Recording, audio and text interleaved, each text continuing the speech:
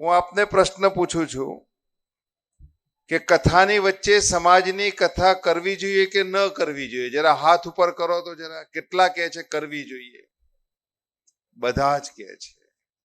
કારણ આ કથા એ સમાજની શક્તિનું કેન્દ્ર બનાવવા માટેની કથા છે. આપણે ભગવાનના ગુણગાન તો અનેક જગ્યા ઉપર સાંભળ્યા છે.